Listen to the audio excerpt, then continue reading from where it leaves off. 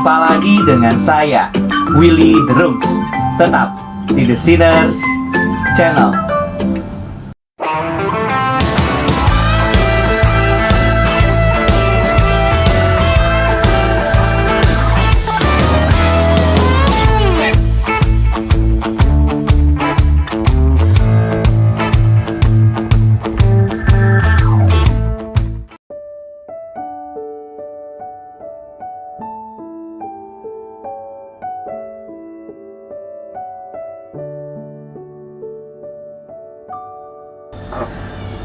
Tren gereja atau YouTuber Kristen masa kini terasa berlomba menghadirkan kesaksian yang dinilai memiliki daya tarik tinggi. Maklum, kesaksian diyakini bisa meningkatkan jumlah jemaat atau viewer yang hadir. Dan mirisnya, fakta membuktikan kebenaran asumsi ini. Kesaksian tentang mati tapi hidup lagi, sakit dengan vonis mati dari dokter ternyata sembuh total. Pedagang kecil yang meroket menjadi pedagang sukses kelas atas, juara dalam sebuah kejuaraan nasional, dan lebih lagi internasional, jabatan tinggi yang diberkati Tuhan. Semuanya punya harga jual. Ada apa dengan pola pikir jemaat masa kini? Rasul Paulus dengan jelas mengingatkan kepada Timotius betapa gereja akan dipengaruhi dan dikuasai zaman. Jemaat tak lagi suka ajaran sehat karena dianggap menghalangi gerak hidup berdosa mereka. Mereka memalingkan telinganya dari kebenaran dan membukanya bagi dongeng. Dan untuk itu, jemaat akan mencari guru sesuai dengan selera. 2 Timotius 4 ayat 3-5. Dan tak bisa dipungkiri, apa yang dikatakan Rasul Paulus terus semakin menggila. Karena itu, tak heran jika kesaksian bombastis sangat disukai. Orang-orang hanya suka cerita sensasional dalam ritual agamanya, sementara kehidupan yang dijalani tampak kehitaman dosa di sana.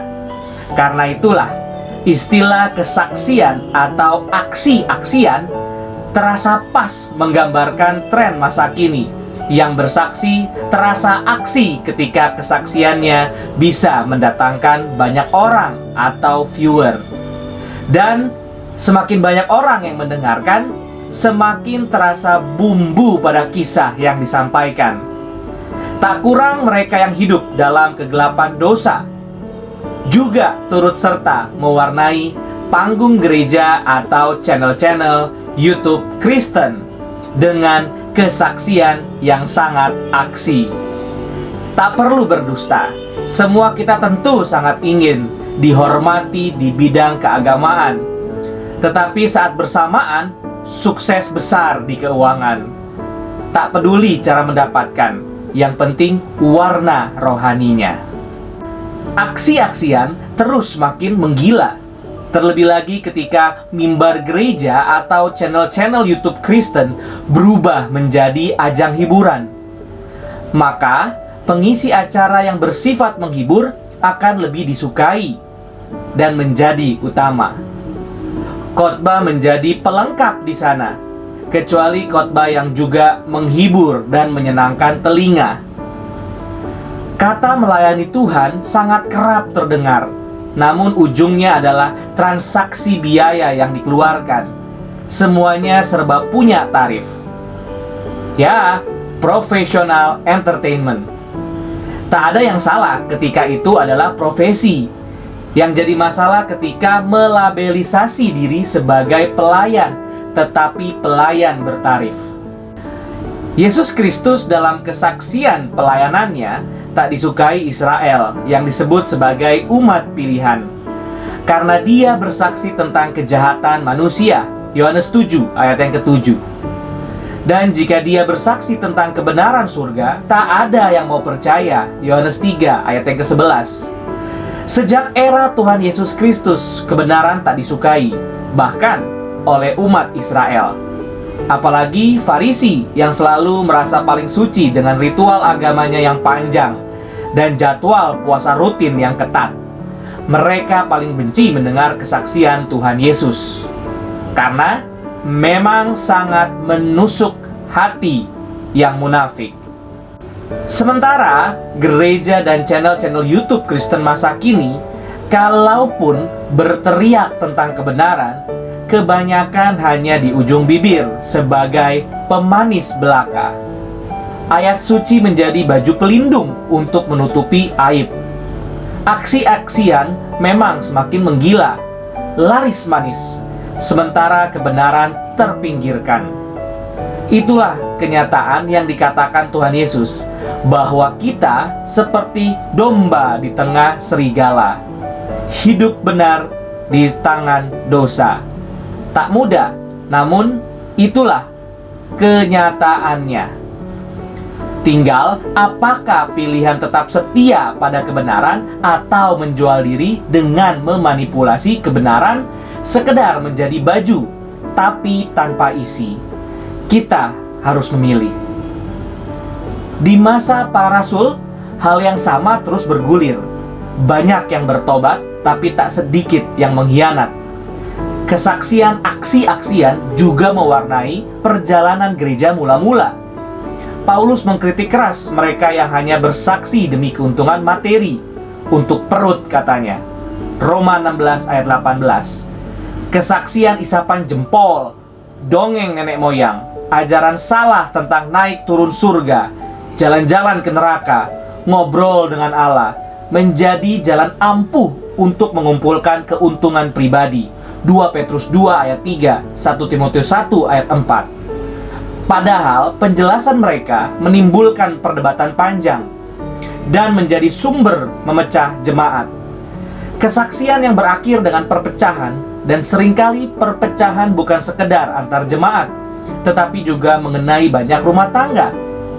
Perbedaan tajam yang merusak kebahagiaan rumah tangga. Suami dan istri berdebat tiada henti dan saling menyesatkan ajaran.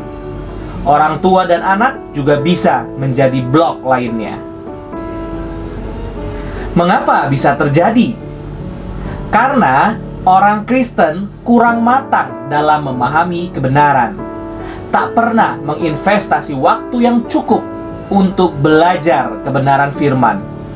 Tak suka membaca dan menggali secara teliti ajaran kitab suci seperti jemaat di Berea. Kisah Para Rasul 17 ayat 11.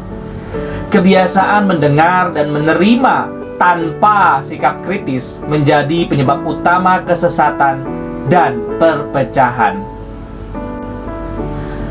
Orang Kristen masa kini seharusnya belajar dari jemaat Efesus yang gigih menjaga kemurnian imannya dan berhasil penuh menelanjangi kekacauan ajaran Nikolaus. Wahyu 2 ayat 1-7.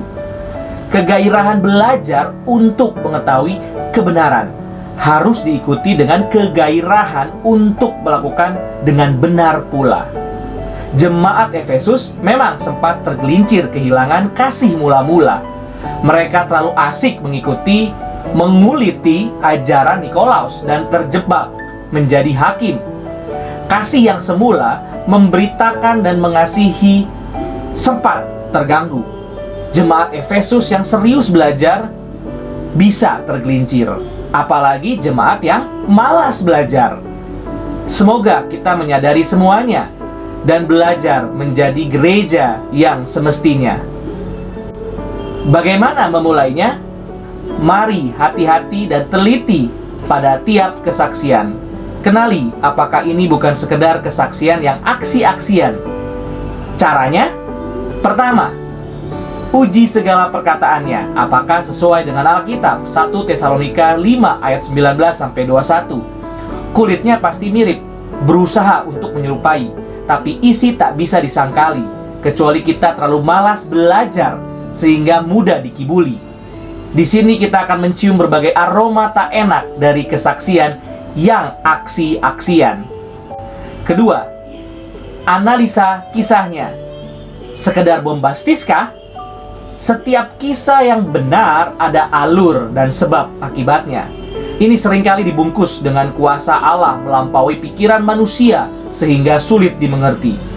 Jika betul demikian, maka berarti Alkitab yang ditulis para nabi dan rasul tak bisa kita mengerti, bukan? Jelas, ini logika absurd. Ketiga, apakah yang menjadi pusat kesaksiannya? Diri pribadi, kehebatan peristiwanya, atau kebenarannya nyata sejalan dengan Alkitab? Keempat, sedikit perlu investigasi tentang kehidupan pribadi yang bersaksi. Bukankah dengan jelas Alkitab berkata, pohon dikenal dari buahnya? Matius 7 ayat 15 sampai 18. Buahnya itu kualitatif, melakukan kehendak Allah, hidup dalam buah roh yang nyata, bukan kuantitatif, demonstrasi karunia roh, nubuat, mengusir setan, mujizat, tapi ditolak Allah. Matius 7 ayat 21 sampai 23. Kelima, agak mudah. Amati gaya hidupnya. Borjuis sebagai seorang hamba Tuhan atau sepantasnya?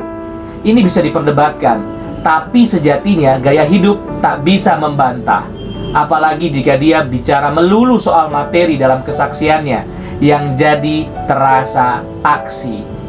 Hati-hati, jelas sekali bukan. Jika semua umat mencintai kebenaran dan mau belajar dari Alkitab, maka akan banyak aksi-aksian yang bisa ditelanjangi. Selamat menjadi bijak dengan mencintai kebenaran firman sejati, bukan imitasi. Terima kasih. Tuhan Yesus memberkati.